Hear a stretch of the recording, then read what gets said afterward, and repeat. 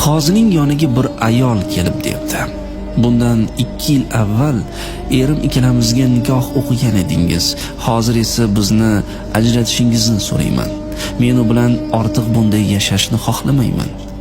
Ajrashishingga biron sabab bormi? deb so'radi qozi. Ayol shunday dedi: hammaning eri uyga o'z vaqtida keladi. Meni erim esa har doim kech qoladi. Mana shu sababdan uyda har kuni janjal. Qozi hayron bo'lib debdi: sababi shu xolosmi? Ha, shu, men e'tiborsiz er bilan yashay olmayman deb javob beribdi ayol. Ajratishga ajratib yuboraveraman, lekin bitta shart bilan. Hozirni o'zida uyingga borginda menga katta non pishirib kel. Shuni bilib qo'yki, nonni masalliqlarini uyingdan ishlatmaysan. Tuz, suv, un, tuxumni 4 ta qo'shni ayollardan so'ra va ulardan nima sababdan olayotganingni aytgin debdi qozi. Ayol uyga kelib ishga kirishibdi va qo'shni ayolga chiqibdi: qo'shnijon, menga bir paqir suv berib turing.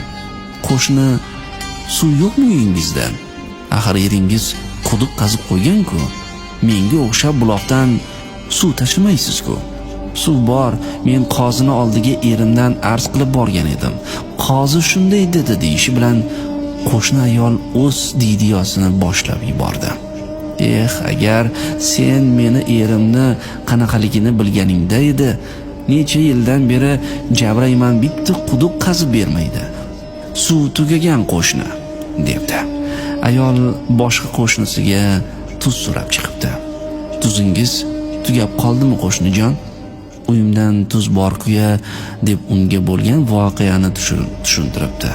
Gapini tugatmasdan qo'shni ayol eridan arz qilib ketibdi: agar meni erimni qanaqaligini bilsang edi, ro'zg'orga kerakli narsalarni o'z vaqtida olib kelmaydi. Ayol u yerdan ham zo'rg'a qochib boshqa qo'shniga chiqibdi: qo'shnijon, bir dona tuxum berib turing. Voy qo'shnijon, tovuqlaringiz ko'p edi-ku, tuxum to'mayaptimi? Tuxum bor, tovuqlarim kunda tuxum berishyapti, lekin deb unga ham tushuntiribdi. Ayol qaysi bir qo'shnisiga chiqmasin, hammasi eridan shikoyat qilaveribdi.